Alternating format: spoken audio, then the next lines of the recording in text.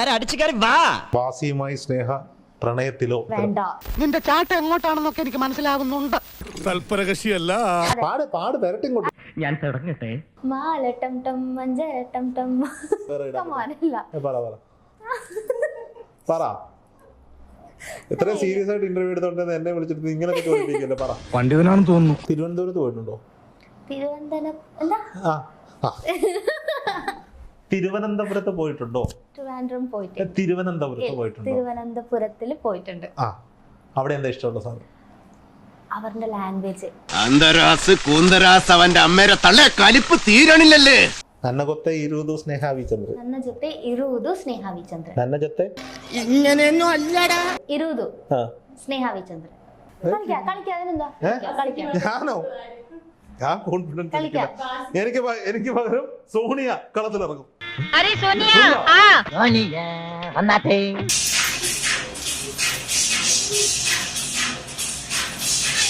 ನನ್ನ ಗೊತ್ತೇ ಇರುವುದು ಸ್ನೇಹಾವಿ ಚಂದ್ರನ್.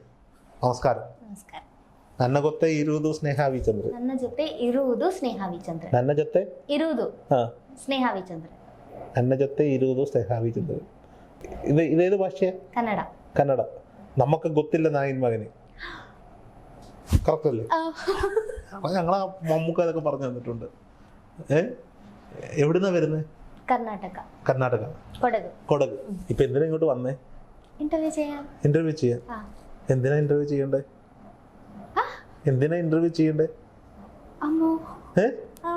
അറിയില്ല. പിന്നെ എന്തിനാ വലിഞ്ഞേറി വന്നേ?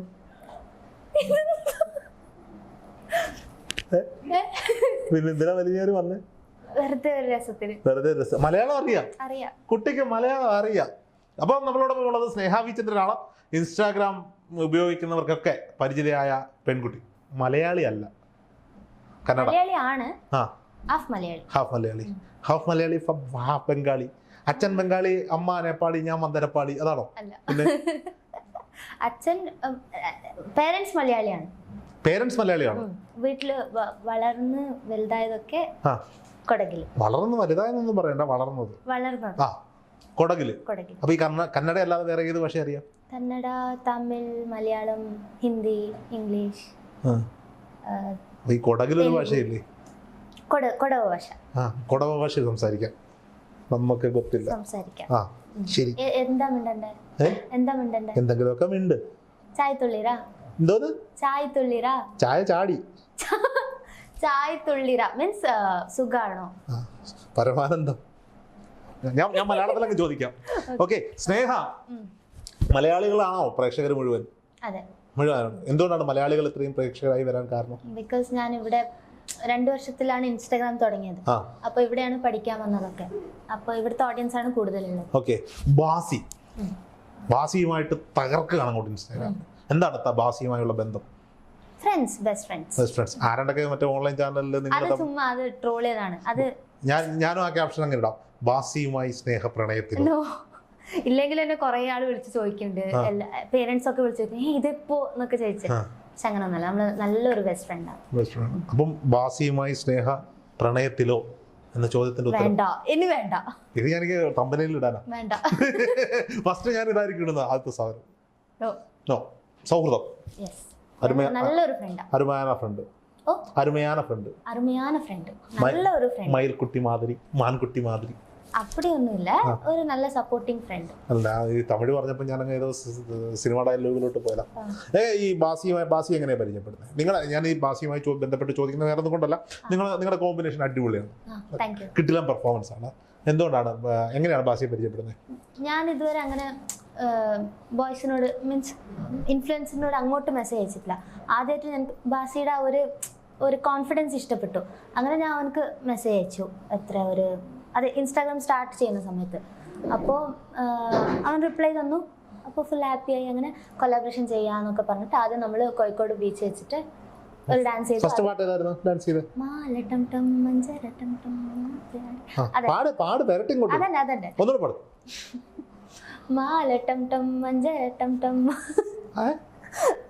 അത് ചെയ്തു.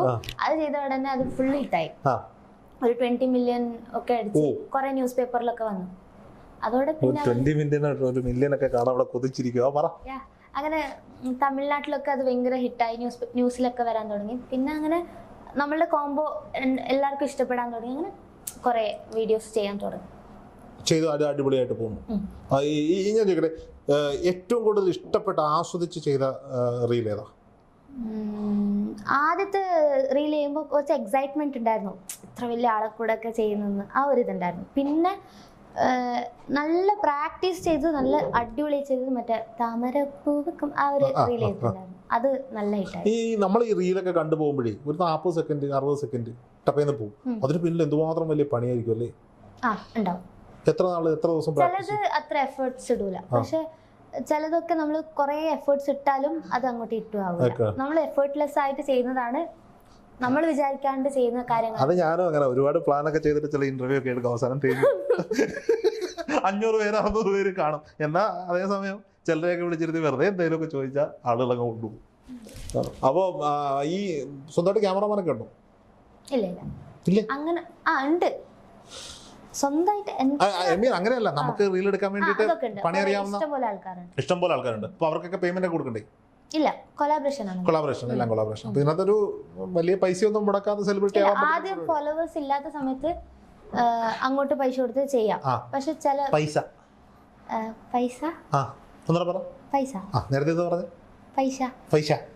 പറഞ്ഞ് റെഡിയാക്കി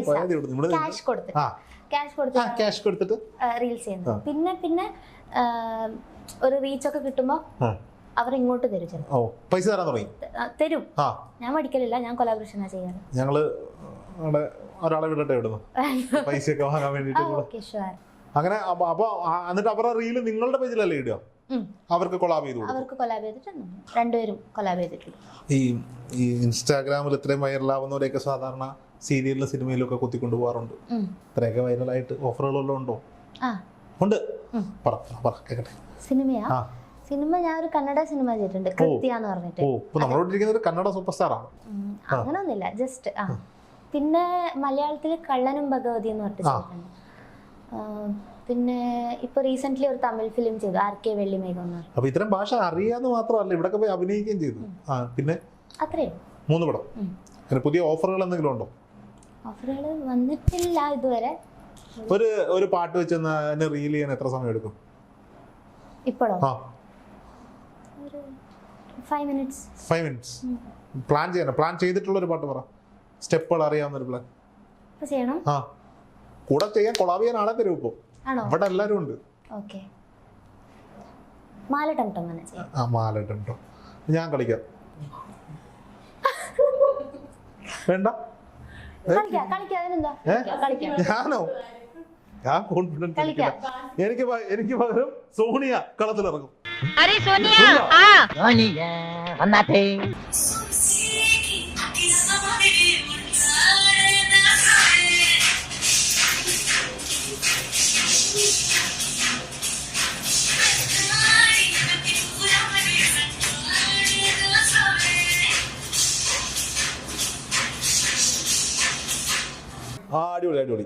അടിപൊളിയായിരുന്നു. സൂപ്പറായിരുന്നു. നിങ്ങളുടെ ഡാൻസർ എങ്ങനെയുണ്ട്? കാലടിച്ചടിച്ച് ചിരിച്ചേക്കാ, അല്ലെങ്കിൽ കൂടുതൽ റീൽ എടുക്കുമെന്ന് വിചാരിച്ചിട്ട് നമ്മൾ കാലടിച്ചടിച്ചതാ. ശരി, അപ്പം സ്നേഹ, ഈ കേരളത്തിലേക്കുള്ള വരവ് എങ്ങനെയായിരുന്നു? ഇൻട്രസ്റ്റിംഗ്. കേരളത്തിലെ എനിക്ക് വരാൻ താല്പര്യം ഇല്ലായിരുന്നു ആക്ച്വലി, ദൈവത്തിന്റെ സ്വന്തം നാട്ടിലേക്ക്.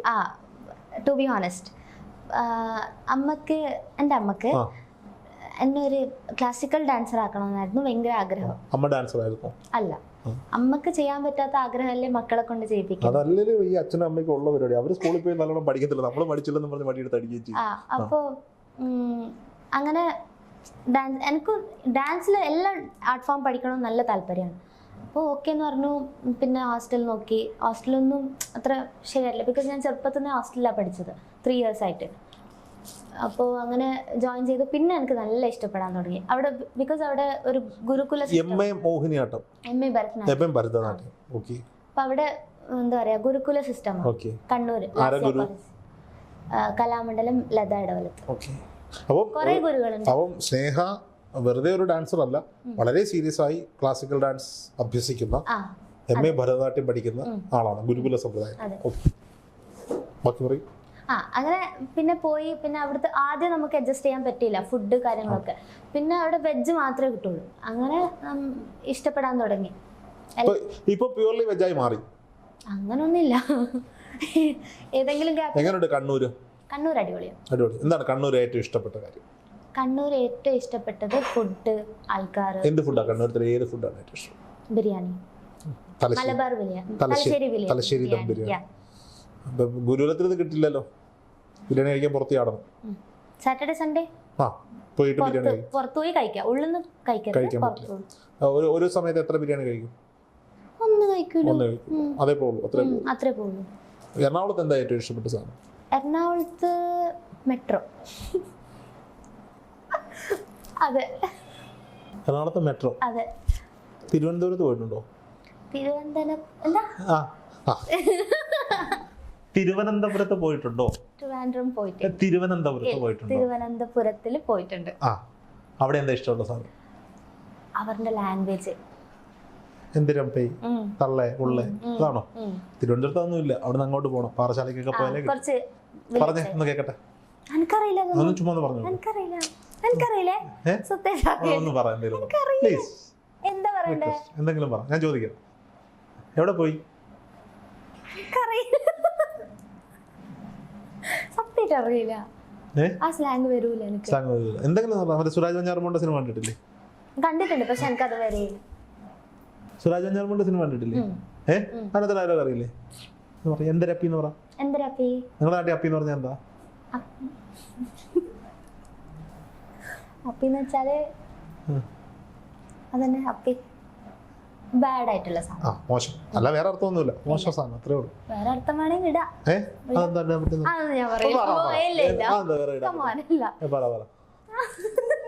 പറ. എത്ര സീരിയസ് ആയിട്ട് ഇന്റർവ്യൂ എടുത്തോണ്ട് എന്നെ വിളിച്ചിട്ട് ഇങ്ങനെയൊക്കെ ചോദിപ്പിക്കല്ലേ? പറ. വേറെ എന്താ അർത്ഥം അപ്പിക്ക്? വേറെ ഒന്നുമില്ല. മറ്റേ പ്രേമലൂരുണ്ടല്ലോ, അച്ഛാ അത് കഴിക്കല, അത് അപ്പിയത്. ഓക്കെ. അപ്പൊ ഈ അങ്ങനെ കേരളത്തിലേക്ക് MA ഭരതനാട്യം പഠിക്കാൻ പറ്റുമോ? എന്നിട്ട് കഴിഞ്ഞോ? കോഴ്സ് കഴിഞ്ഞോ? ഇനി എന്താ ഫ്യൂച്ചർ പ്ലാൻ? എന്താണ് ഇന്ദുചൂടന്റെ ഫ്യൂച്ചർ പ്ലാൻ? MA music. പാട്ട് പാട്, പഠിക്കൂ, കേക്കട്ടെ. ഏതാ പാട്ട് പാടുന്നത്? ഹരിമുരളി പാട്ട്. എന്നാ പിന്നെ ഇഷ്ടമുള്ളത് പാട്. മ്യൂസിക് പഠിക്കാൻ വേണ്ടിയാണ് പോകുന്നത്. ഒരു പാട്ട്, ഏതെങ്കിലും പാടി പാടി. ഞങ്ങൾക്കൊരു കന്നഡ പാട്ടോ അല്ലെങ്കിൽ കൊടക് പാട്ടോ. കൊടകില് പാട്ടില്ലേ? കൊടക് പാട്ടുണ്ട്, പക്ഷെ നമ്മുടെ മറ്റേ സിനിമയില്ലേ കുബേരനാഥൊരു പാട്ടുണ്ടല്ലോ കൊടകിലെ, പാട്ടില്ല. അന്ന് അറിയാവുന്നൊരു പാട്ട് കന്നഡ പാടിയാൽ മതി. കന്നഡ പാടണം. പാടാം. ತೂಗುಮಂಚದಲ್ಲಿ